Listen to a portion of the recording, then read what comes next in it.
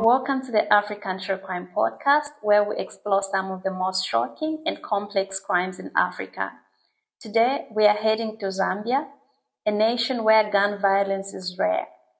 But the murder of Guntila Muleya, the Director General of the Independent Broadcasting Authority, ripped that feeling of security to shreds. On July 23, 2024, Guntila Muleya reported to work like any normal day, but he never came back home. His family reported him missing that night, and the next morning, his lifeless body was found on a gravel near the Palabana NAPSA Housing complex. He had been handcuffed and shot twice, once in the back and once in the forehead in a gruesome execution-style murder. 2 bullet casings were also found near his body. But what is even more shocking in this case is what happened next. Initial investigations pointed to an abduction, and in no time, the police had arrested a series of suspects. Among those arrested were 2 serving police officers, 1 reserve officer, and a civilian. But the twist? One of the civilians arrested was Francis Chipioka, a financial analyst in the same organization that Muleya headed.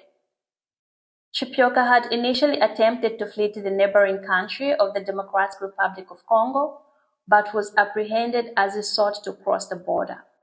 Sources close to the investigation revealed that Muleya had opened internal corruption investigations at IBA, and this made him step on toes within the organization. People who were upset with this probe are said to have orchestrated his kidnapping with the original plan to injure him seriously enough in order to force him out on a medical leave.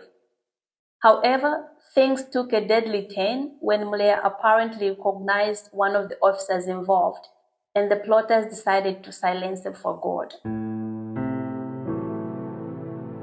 The swift action of the police led to the seizure of a number of weapons, including 2 pistols, an AK-47 rifle, as well as over 129,000 kwacha in cash. They were even able to recover Muleya's vehicle from the suspects. The sheer volume of evidence painted a picture of a premeditated crime, one carried out by people who were supposed to uphold the law. The 4 suspects, including the 2 policemen and Chipioka, were charged with murder. 3 of them were also charged with aggravated robbery. As the case unfolded, it became horribly clear just how far corruption had penetrated some of Zambia's institutions.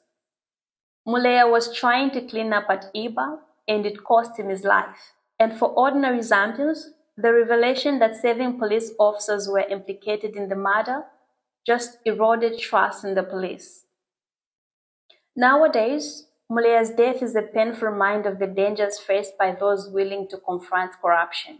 The government has promised systemic reform and an escalated fight against criminality within the police ranks, and although arrests have been made, investigations are still ongoing in this case, with authorities assuring that all those implicated, no matter how high-ranking, will face justice. So, what's next? Will we ever hear the entire truth? And do you think that Zambians can rebuild public trust in its institutions again? Well, we'll be following this case closely, and we'll bring you updates as they will come. Thanks for joining me on this episode of the African True Crime Podcast. If you like this episode, please subscribe, like, share, and comment. Until next time, stay curious and stay safe.